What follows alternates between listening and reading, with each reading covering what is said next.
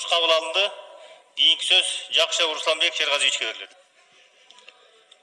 Саламатсыз, урматтуу кесиптештер, урматтуу Алтынбек Аскарович. Албетте мен бул ратификация мыйзам долбоорун колдойм.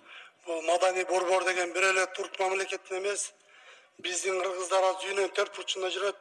Кайсы жерде кыргыздар бар болсо ошол жерлер ачылып, кыргыздын каада салтын, үрп адатын, маданиятын, кыргыздын тарыхын, тилин милдеттүү түрдө жайылтышыбыз керек. Мынакей сыртта жүргөн биздин улан кыздарыбыздын, уул кыздары ошо биздин кыргыздын тарыхын, тилин унутпашы керек. Бул эң жакшы саамалык. Анан ошол менен биргеликте эле бул жерде ушул бир суроолор пайда болуп атат. Жетекчисине, руководителине 750 миң сом деген сумманы муну кайдан алдыңар?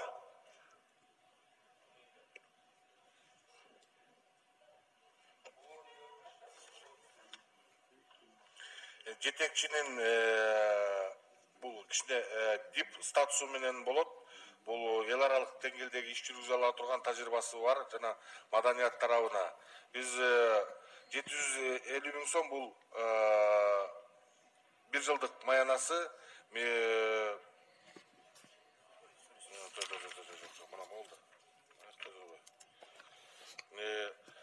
Эмгек акысы директордун жетекчиси $2700, ал эми 12 айга 2.899 миң. Биз буларды улут ошо маданий борборлордун, дүйнөлүк маданий борборлордун жана ошол Анкара шаарындагы шарттардын баарын карап, бир айга канча каражат жетет жана элчиликтердикинин баарын изилдеп, мониторинг жасалгандан келип чыкты да, анткени ошонун жетер жетпесинен бери биз тактап чыктык да. Ошол эле Алтынбек Максутович, өзүңүзгө жазып алсаңыз. Талас областына караштуу Бакай-Ата деген район бар. Бакай-Ата районунун ичинде Ак-Дөө деген айыл өкмөт бар. Ошол жерде тарыхый кылым караткан Герцен деген музей бар да. Ошол эми Герценди билесиз өзүңүз. Манасты дүйнөгө таанытып тарткан мыкты сүрөтчү. Ошол жерде канча кылым караткан биздин экспонаттар турат, бирок ошону канча жылдан бери дейт. Şu Madaniyat Ministrliğine kayırılıp biz balans ötüsü alıp yatağız deyip. Ayıl hükümet özü datatsıda oturat. Nepti bay bir iştatlık birlikte akça töle berip yatağız deyip. Жылдан жылға ремонт ескili кетіп барады deyip. Қандай ғана bir zaman bap, düğünün 4 burçuna kelген қонақтар келіп көрішет deyip. Мындай қарап көрсең уяласың deyip. Şunu özünüzге баланс алу бойынша көз қарашыңызды айтып кетсеңіз. Бул боюнча мен биринчи министр 2014-16 жылдары иштегенде өзүм барып көрүп тактап, ошону биздин республиканский баланска өткөрүп берүүчү сурашканбыз. Бирок ошондо айыл өкмөтүнүн депутаттары бизге макулдугун бербей коюшкан да. Анан азырда кайрылуулар болуп жатат. Бул боюнча биз дагы ошол муктаж, анткени өзүбүз билгендей Герцен бул дүйнөлүк сүрөтчүлөргө кирет. Анын музейи өтө жогорку деңгээлдеги музейлер. Бул боюнча токтом долбоорун даярдаганбыз. Анан азыр жергиликтүү бийлик өзү бербей атат. Эгерде бизге жок, жергиликтүү бийлик берип атат. Кайрылдык Абдулесерге. Жергиликтүү бийликтин депутаттары бир добуштан колдоп берди.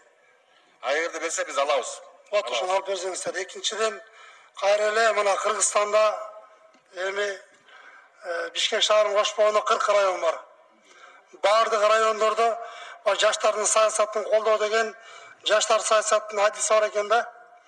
Анан эми келечек жаштардын колунда дейбиз. Баягы тышкы миграция күчөп кетпесин, жаштарды айыл жерден алып калган аракет кылып жатабыз. Бирок ошо дагы өкүнүчтүүсү, Кыргызстанда 40 район бар болсо, жалгыз Бакай-Ата районунда жаштар саясатынын адиси ачылбай атыптыр. Буга ушу силер тараптан дайыма тоскоолдук болот экен. Эмне себептен ондай тоскоолдук болуп жатат? Шуну айта кетсеңиз. Русланбек Шерғазиевич, туура айтасыз. Бизде ошол 40 район боло турган болсо, ошол жаштар саясаты боюнча мамлекеттик кызматкер бизге ошол бөлүнгөндө 39 эле бөлүнүп калыптыр, анан ошол жетпей калыптыр. Бирок биз азыр ал боюнча да иштерди жүргүзүп жатабыз. Ошол жерде маданият бөлүмүнүн башчысы, анан башкы специалисти бизде бөлүнбөйт. Бул маалыматты алып барат, бул жаштарды алып барат. Бүт бардыгы ошо бардык жумуштарга жооп берет. Эгерде бизде ошондой мамлекеттик кызматкер биз жактан табылса, биз сөзсүз ал жакка орноштурабыз. Сиздин замыңыз бар экен, Марат деген мырза. Ошодан мен тактап сураштырсаңыз, ушул жаштар саясатын алып баруучу адисти бир штаттык бирдик ачып берсеңиз. Эми айыл жеринде көрүп атасыздар, азыр жаштар, ишке жарамдуу жаштардын баары дүйнөнүн 4 бурчуна кетип атат. Ошолорду кармап калыш үчүн сөзсүз түрдө бул керек экени жалгыз бир райондо ачылбай калыптыр. Ушуну жакында сизге балдар кат менен кайрылат. Ошону өзүңүз бир жеке көзөмөлүңүзгө алып, ошону штаттык бирдик ачуу боюнча алардын айлыгы деле анчалык чоң эмес, мына 750 эмес. Бир 5 миң сом, 10 миң сом ачып берип койсоңуздар деле, бир райондун тагдыры чечип калмак жаштардын. Макул караштырып бүт барын тактап чыгышка жооп беребиз бул боюнча.